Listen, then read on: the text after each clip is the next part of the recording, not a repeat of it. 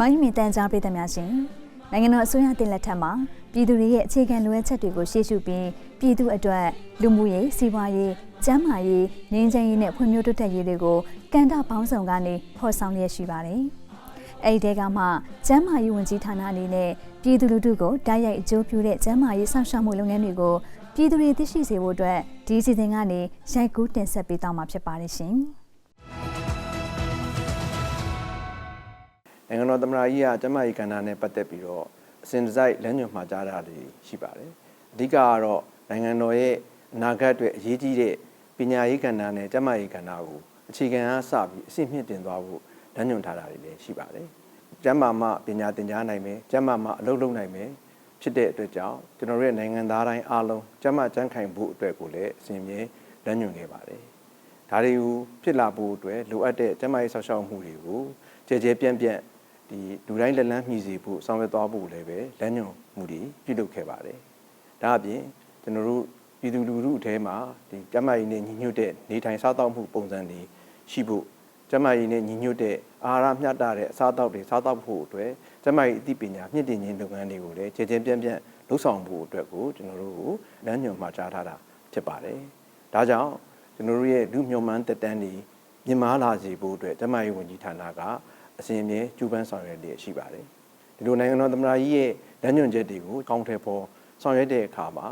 လူတိုင်းတက်တန်းစီနေနိုင်ရေးယောဂဗျာကင်းရှင်းရေးနဲ့ကျန်းမာသောဒီလူမျိုးမှန်တက်တန်းရှေ့ရေးဆိုတဲ့ရည်ရွယ်ချက်တွေကိုအောင်မြင်အောင်အဓိကဆောင်ရွက်လျက်ရှိပါတယ်။ဒါတွေဆောင်ရွက်တဲ့အခါမှာကျန်းမာရေးဝန်ကြီးဌာနအနေနဲ့ကြီးတဲ့ကြီးသားတွေအထိရောက်အောင်ကျန်းမာရေးအသိပညာတွေမြင့်တင်ပေးဖို့ယောဂတွေကာကွယ်တားဆီးဖို့ယောဂတွေဖြစ်ပွားလာရင်လည်းပဲအချိန်နဲ့တပြေးညီထိရောက်စွာကုသနိုင်မှုဆိုတဲ့လမ်းစဉ်များနဲ့ကျွန်တော်တို့အကောင့်ထဲပေါ်ဆောင်ရွက်နေတာဖြစ်ပါတယ်။ဒီဆောင်ရွက်တဲ့အခါမှာလည်းရည်သွေးပြေးသွားတဲ့ကျန်းမာရေးစောင့်ရှောက်မှုတွေကိုလူတိုင်းလက်လန်းမီစေဖို့ Universal Health Coverage ရရှိဖို့အတွက်အစဉ်အမြဲကြိုးပမ်းဆောင်ရွက်လျက်ရှိပါတယ်။နိုင်ငံတော်အစိုးရအသစ်မှာကျွန်တော်တို့ကျန်းမာရေးဝန်ကြီးဌာနအနေနဲ့ပြည်သူလူထုတွေကိုထဲထဲဝင်ရောက်ရှိပြီးတော့ပြည်သူလူထုကိုတရက်အကျိုးရှိစေမဲ့ကျန်းမာရေးစောင့်ရှောက်မှုလုပ်ငန်းတွေကိုကျွန်တော်တို့ရဲ့ကျန်းမာရေးဝန်ထမ်းတွေကစနစ်တကျစီမံချက်တွေရေးဆွဲပြီးတော့ဆောင်ရွက်သွားမှာဖြစ်ပါတယ်။ဒီဆောင်ရွက်တဲ့အခါမှာ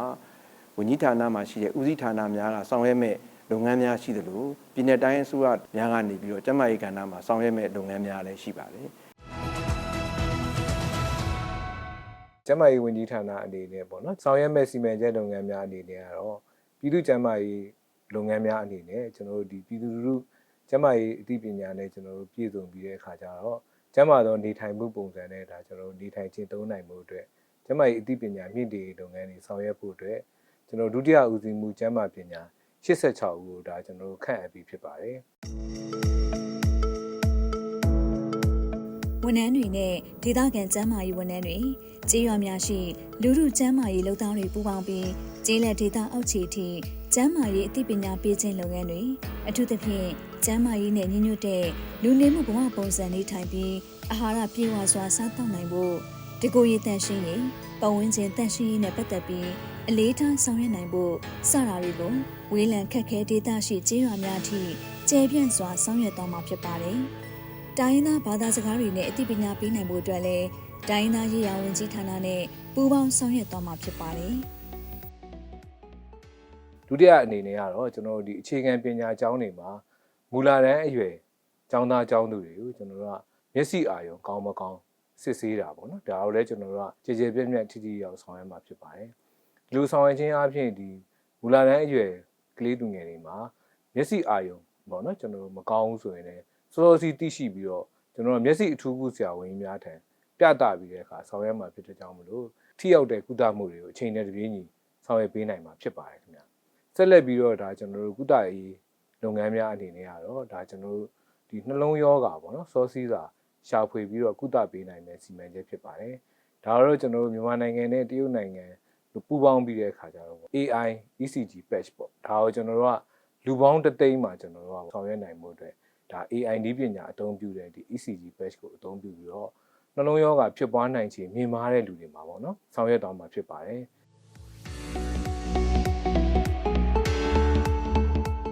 နှလုံးရောဂါအန်ဒီရဲ့အကဲဖြတ်စနစ်စီမံချက်မှာနှလုံးရောဂါဖြစ်နိုင်ခြေများသူများတက်တောင့်တက်တာဝစ်ဆင်နိုင်တဲ့ AI ECG patch တက်ဆင်ထားတဲ့ဝစ်စုံကိုအသုံးပြုပြီး မိမိတို့ရဲ့နေ့စဉ်လုပ်ငန်းဆောင်တာတွေကိုမထိခိုက်စေဘဲ24နာရီပတ်လုံးနှလုံးရောဂါအန်ဒီရဲ့စစ်ဆေးမှုကိုပြုလုပ်နိုင်မှာဖြစ်ပါတယ်။ဒီလိုဆောင်ရွက်ခြင်းအပြင်နှလုံးရောဂါဖြစ်နိုင်ခြေရှိသူများအနေနဲ့နှလုံးရောဂါအန်ဒီရဲ့ကိုစောစီးစွာသိရှိကုသမှုခံယူပြီးနှလုံးရောဂါကြောင့်အရွယ်မတိုင်ခင်သေဆုံးရမှုတွေကိုသိသာစွာလျှော့ချနိုင်မှာဖြစ်ပါတယ်။ဒါအပြင်ကျန်းမာရေးဝန်ထမ်းတွေအနေနဲ့ကျန်းမာရေးစောင့်ရှောက်မှုလုပ်ငန်းတွေမှာ AI နဲ့ Big Data အသုံးပြုမှုအတွေ့အကြုံကောင်းတွေများစွာရရှိမှာဖြစ်ပါတယ်။ဒုတိယအနေနဲ့ကတော့ကျွန်တော်တို့ဒီနိုင်ငံတော်ဝင်မှာရှိတဲ့ဒီပြည်သူ့စေဝန်ကြီးများမှာလူနာတွေကိုပေါ့နော်ပုံမိုပြီးတော့ထိရောက်စွာဆောင်ရွက်နိုင်မှုအတွက်တစ်လွင်တူနာပြု1400ပေါ့နော်တင်တန်းပြီးချင်းကျွန်တော်တို့ကဒါနိုင်ငံဝန်ထမ်းအဖြစ်ခက်အပ်နိုင်မှုပေါ့နော်ဒီမေလကုန်မှာပဲဒါကျွန်တော်တို့စတင်ပြီးတော့ဆောင်ရွက်မှာဖြစ်ပါတယ်ဒီနိုင်ငံတော်ဝင်မှာရှိတဲ့ပြည်သူ့စေဝန်ကြီးများကိုဒါရောက်ရှိတာဝန်ထမ်းဆောင်ကြမယ်ဆိုရင်တော့ဒါကျွန်တော်တို့လူစွမ်းအရင်းအမြစ်တွေအများကြီးရရှိပြီးတော့လူနာတွေအတွက်လည်းစေကူတာမှုပေါ့တခြားဘက်ပေါင်းစုံရောများစွာအကျိုးကျေးဇူးတွေရရှိမှာဖြစ်ပါတယ်ဆက်လက်ပြီးတော့ပဲခူးပြည်သူ့စေဝန်ကြီး6ထပ်စေကူတာဆောင်ဖွင့်ပွဲအခမ်းအနားပြုလုပ်ခြင်းနဲ့မန္တလေးမြို့ရှိဂရင်950ဆန်ကလေးစေဝန်ကြီးမှာ8ထပ်တိုးချဲ့ဆောင်တဲ့ဖွင့်လှစ်ခြင်းတွေကိုလည်းဒါကျွန်တော်တို့ဆောင်ရွက်မှာဖြစ်ပါတယ်။ကြောင့်မလို့ဒီပဲခူးတိုင်းနဲ့မန္တလေးတိုင်းမှာရှိတဲ့မိဘပြည်သူတွေအတွက်လည်းကျန်းမာရေးဆောင်ရှောက်မှုလုပ်ငန်းတွေပို့ပြီးတဲ့အခါကျတော့ပြည်သူလူထုအတွက်ဓာတ်ရိုက်အကျိုးရှိထိရောက်စေတဲ့ဒါလုပ်ငန်းများအဖြစ်ဒါကျွန်တော်တို့ပေါ်ထွက်လာမှာဖြစ်ပါတယ်။တောနေဂရင်ကျန်းမာရေးဆောင်ရှောက်မှုတွေနဲ့ပတ်သက်ပြီးတော့ဒါကျွန်တော်တို့ပြည်သူ့စေဝန်တွေမှာလည်းပုံမှန်အားဖြင့်ကျွန်တော်တို့တောနေဂရင်ကုသမှုဌာနတွေတောနေဂရင်အထူးကုပြင်ပလူနာဌာနတွေဖွင့်လှစ်ပြီးတဲ့အခါကျတော့ဒါကျွန်တော်တို့ဆောင်ရွက်ပေးရရှိပါတယ်။မင်္ဂလာတုံဆေးရုံမှာဒါကျွန်တော်တို့တိုးချဲ့ပြီးတဲ့အခါကျတော့တောနေဂရင်အထူးကုဌာနဒါဖွင့်လှစ်ပေးသွားမှာဖြစ်ပါတယ်။လက်ရှိမှာလည်းကျွန်တော်တို့တာဂီတာနဲ့တက္ကသိုလ်ဆေးရုံတွေမှာပေါ့နော်ဒါတောနေဂရင်အထူးကုဌာနများဖွင့်လှစ်ပြီးတော့ဆောင်ရွက်ပေးရရှိပါတယ်။မန္တလေးမှာဆိုရင်လည်းကန်တော်နရီဆေးရုံမှာကျွန်တော်တို့တောနေဂရင်အထူးကုဌာနဒါဖွင့်လှစ်ပြီးတဲ့အခါကျရင်ဒါပြည်သူလူထုကိုတောနေဂရင်ဆိုင်ရာကျန်းမာရေးစောင့်ရှောက်မှုများနဲ့ကျွန်တော်တို့အသိပညာပေးလုပ်ငန်းများကိုခြေပြက်ဆောင်ရွက်ရရှိပါဆက်လက်ပြီးတဲ့အခါကျတော့ဒါကျွန်တော်တို့ဒီကျန်းမာရေးလူဆောင်အရင်းအမြစ်ဖွံ့ဖြိုးတိုးတက်ရေးကဏ္ဍအနေနဲ့ရတယ်ကျွန်တော်တို့တိုင်းဒေသကြီးပြည်နယ်များမှာပေါ့နော်ကျွန်တော်တို့တူနာပြုသိပ္ပံ15ခုပေါ့နော်ဒါကျွန်တော်တို့ဖွင့်လှစ်ပြီးဆောင်ရွက်မှာဖြစ်ပါတယ်တူနာပြုသိပ္ပံဖွင့်လှစ်ဖို့ဆောင်ရွက်ရမှာတူနာပြုသိပ္ပံကျောင်းအဆင့်နဲ့လက်ရုံးညီထွေရှိတဲ့အဆောက်အုံစာသင်ခန်းနဲ့တင်ထောက်ကူပစ္စည်းတွေဓာတ်ခွဲခန်းစာကြည့်တိုက်ကွန်ပျူတာခန်းကျောင်းသားများနေတဲ့အဆောင်ထမင်းစားခန်းမီးဖိုဆောင်စတဲ့ facilities များအဆင့်မြင့်တင်ခြင်းနဲ့ခေမီသင်ကြားရေးတင်ယူရေးနည်းစနစ်များခေမီတင်ယူညွှန်များနဲ့တင်ကြားနိုင်ဖို့ဆောင်ရွက်မှာဖြစ်ပါတယ်ဒီလိုဆောင်ရွက်ရမှာသက်ဆိုင်ရာတိုင်းဒေသကြီးပြည်내အစိုးရအဖွဲ့များရဲ့ပူးပေါင်းဆောင်ရွက်မှုတွေကိုလည်းရယူသွားမှာဖြစ်ပါတယ်စေတုတနာလုပ်ငန်းများဖွံ့ဖြိုးတိုးတက်ရေးနဲ့ပတ်သက်ပြီးတော့မြန်မာနိုင်ငံအတွင်းမှာရှိတဲ့မြန်မာလူမျိုးများစားသုံးလျက်ရှိတဲ့အစားအစာများရဲ့အာဟာရတန်ဖိုးပေါ့နော် food value တွေကိုသုတေသနပြုလုပ်ခြင်းလုပ်ငန်းတွေကိုလည်းဒါအစားအသောက်အမျိုးအမည်စုံလင်စွာပါဝင်ပြီးတော့ဒါကျွန်တော်တို့ဆောင်ရွက်တော့မှာဖြစ်ပါတယ်။နောက်တစ်ခုကတော့ဒီဆယ်ကျော်သက်ကျောင်းသားလူငယ်တွေနဲ့ပတ်သက်တဲ့သုတေသနပေါ့နော်။ဒါလည်းကျွန်တော်တို့ဆယ်ကျော်သက်ကျောင်းသားလူငယ်တွေရဲ့ဒီကျန်းမာရေးဆိုင်ရာသုတေသနလုပ်ငန်းတွေကိုဆောင်ရွက်တဲ့အခါမှာတိုင်းဒေသကြီးပြည်နယ်14ခုမှာရှိတဲ့ကျွန်တော်အသက်3နှစ်ကနေ18နှစ်အရွယ်ရှိတဲ့ကျန်းမာရေးနဲ့ပတ်သက်တဲ့အကြောင်းအရာတွေသုတေသနပေါ့နော်ဒါတော့ကျွန်တော်တို့ဆောင်ရွက်ပြီးဖြစ်ပါတယ်ဒီဆယ်ကျော်သက်လူငယ်များရဲ့ကျန်းမာရေးအဆင့်မြင့်တင်ရေးလုပ်ငန်းတွေမှာ evidence base ပေါ့နော်ကျွန်တော်တို့သက်သေတာတွေကအထောက်အထားများရှိတဲ့ကြောင့်မလို့ထိထိရောက်ရောက်ကျွန်တော်တို့ပေါ့နော်တိုင်းဒေသကြီးပြည်နယ်အလိုက်ဆောင်ရွက်ပေးနိုင်မှာဖြစ်တဲ့ကြောင့်မလို့ဒါအမေတန်မှအကျိုးရှိတဲ့လုပ်ငန်းတစ်ခုဖြစ်ပေါ်လာမှာဖြစ်ပါတယ်ဆက်လက်ပြီးတော့ကျွန်တော်တို့တိုင်းရင်းစေဝါများဘေးရန်ရဲ့ကင်းရှင်းစွာနဲ့ပေါ့နော်ဒါမိဘပြည်သူများအနေနဲ့ဈေးကွက်အတွင်းမှာရှိနေတဲ့တိုင်းရင်းစေဝါတွေရဲ့ဒီနမူနာကိုကျွန်တော်ရယူပြီးတဲ့အခါကျတော့နောက်တိုင်းစေဝါတွေရုံတော်ချင်းရှိမရှိနောက်ပြီးတော့အခြားပေါ့နော်ဘေးရန်တွေဖြစ်စေတဲ့ဒီစေဝါတွေဓာတုပစ္စည်းတွေပါဝင်ခြင်းရှိမရှိစုံစမ်းထောက်လှမ်းတဲ့လုပ်ငန်းတွေကိုလည်းအရှိန်ဟုန်မြင့်တင်ပြီးဆောင်ရွက်သွားမှာဖြစ်ပါတယ်။နောက်ပြီးတော့တွေ့ရှိလာတဲ့အချက်တွေကိုလည်းဒါနိုင်ငံပိုင်မီဒီယာများမှာကျွန်တော်တို့ကြော်ညာခြင်းနဲ့နောက်ပြီးတဲ့အခါကျတော့လိုအပ်တယ်လို့ပေါ့နော်ကျွန်တော်အရေးယူဆောင်ရွက်ခြင်းလုပ်ငန်းတွေကိုလည်းထိထိရောက်ရောက်ကျွန်တော်တို့ဆောင်ရွက်သွားမှာဖြစ်ပါတယ်။တိုင်းရင်းစေးပညာဦးစီးဌာနအောက်ရှိပရစေးဥယျာဉ်များမှာရှားပါတိုင်းရင်းစေးအပင်များကိုမျိုးဆက်မပြတ်စေဖို့ထိန်းသိမ်းစောင့်ရှောက်ခြင်းနဲ့ပြန်လည်ပြိုးထောင်ခြင်းလုပ်ငန်းများဆောင်ရွက်ခြင်းနဲ့တိုင်းရင်းစေးပညာဦးစီးဌာနမှာမြန်မာတိုင်းရင်းစေးပညာပြနိုင်ပါဝင်ရုံးချုပ်အဆောင်အောင်သုံးသက်ဆောင်တစ်ကြီးဖွင့်လှစ်ခြင်းတို့ကိုဆောင်ရွက်မှာဖြစ်ပါတယ်။ စားအသောက်နဲ့ဆေးဝါးတွေနဲ့ပေါ့နော်နဲ့ပတ်သက်ပြီးတော့အစားအသောက်ဆေးဝါးဆေးပစ္စည်းနဲ့အလားကုန်များထောက်ခံချက်လျှောက်ထားတဲ့နေရာမှာကျွန်တော် MMQR code ကိုအသုံးပြုပြီးတော့ဒါဆောင်ရွက်နိုင်မှာဖြစ်ပါတယ်ဒါနဲ့ပတ်သက်တဲ့စတင်အသုံးပြုခြင်းအခမ်းအနားကိုလည်းယခုမေလကုန်မှာဒါနေပြည်တော်မှာကျင်းပပြုလုပ်မှာဖြစ်ပါတယ်ဒါအပြင်မြန်မာနိုင်ငံအလဲပိုင်းရဲ့ COG ဖြစ်တဲ့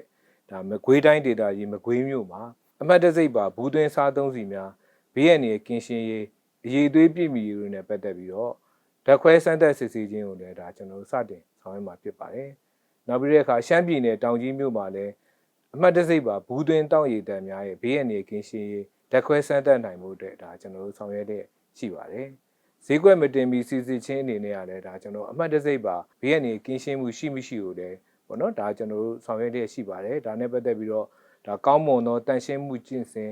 good hygiene practice နဲ့ကိုက်ညီမှုရှိမရှိပေါ့နော်ကွင်းစင်စစ်ဆေးတဲ့လုပ်ငန်းတွေကိုလည်းဒါဆောင်ရွက်တော်မှာဖြစ်ပါတယ်။စားတောက်တဲ့စေဝါကဏ္ဍမှာတိုးမြင့်ဆောင်ရွက်ခြင်းအပြင်ပြည်သူတွေနေ့စဉ်စားသုံးနေရတဲ့စားတောက်တဲ့စေဝါတွေဟာအရေးသွေးပြည့်မီပြီးတဲ့အခါဘေးရန်တွေကင်းရှင်းပြီးအာနိသင်ထက်မြက်ရေးအတွက်ကြီးမားတဲ့အထောက်အကူဖြစ်မှာဖြစ်ပါတယ်။တစ်ဖက်ကလည်းဒါကျွန်တော်တို့အသေးစားအငယ်စားအလက်စား MSMB လုပ်ငန်းတွေအတွက်လည်းဘေးရန်တွေကင်းရှင်းစွာနဲ့ထုတ်ပိုးထုတ်လုပ်ရောင်းချနိုင်မှုအတွက်လည်းဒါအထောက်အကူပြုမှာဖြစ်ပြီးတော့ MSMB ကဏ္ဍခွင့်ပြုတိုးတက်ရေးအတွက်ကိုလည်းထိရောက်တဲ့လုပ်ငန်းတစ်ခုအနေနဲ့ဒါကျွန်တော်တို့ဆောင်ရွက်တော်မှာဖြစ်ပါတယ်ကျွန်တော်အနေနဲ့အခုတင်ပြခဲ့တဲ့လုပ်ငန်းတွေကတော့နိုင်ငံတော်အစိုးရတဲ့လက်ထက်ကျန်းမာရေးဝန်ကြီးဌာနအနေနဲ့ပုံမှန်ကျန်းမာရေးဆောင်ရှောက်မှုလုပ်ငန်းတွေကိုလည်းဆောင်ရွက်လျက်ရှိပြီးနိုင်ငံတော်ရဲ့ဥဆောင်လမ်းညွှန်မှု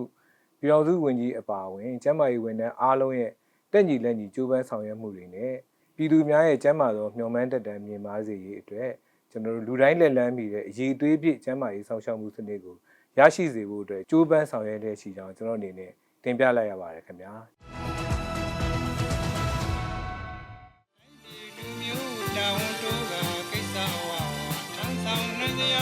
ကျမ်းမာခြင်းရည်ကြည်ရာလူတိုင်းသိစေရာကျမ်းမာခြင်းဟာချမ်းသာခြင်းစစ်ပါ ပရိသတ်များရှင်ပြည်သူတွေရဲ့ဖြန့်မြသက်တမ်းမြင့်မားလာစေဖို့နဲ့ကျန်းမာကြံ့ခိုင်တဲ့လူစွမ်းအရင်းမြစ်များဖြစ်ပေါ်လာစေရေးဟာနိုင်ငံတော်တည်ဆောက်ရေးမှာအဓိကကျတဲ့အခန်းကဏ္ဍမှာပါဝင်ပါတယ်။ဒါကြောင့်အစိုးရအသင်းတွေနဲ့ကျန်းမာရေးဝန်ဆောင်မှုတွေကိုအရေးသွေးမြင့်တင်ဖို့နဲ့လူမှုရေးဆိုင်ရာကာကွယ်စောင့်ရှောက်မှုတွေကိုအရှိန်ဟုန်ဖြင့်ဆောင်ရွက်သွားမှာဖြစ်တဲ့အကြောင်းဒီအစီအစဉ်ကနေတင်ဆက်ပေးလိုက်ပါတယ်ရှင်။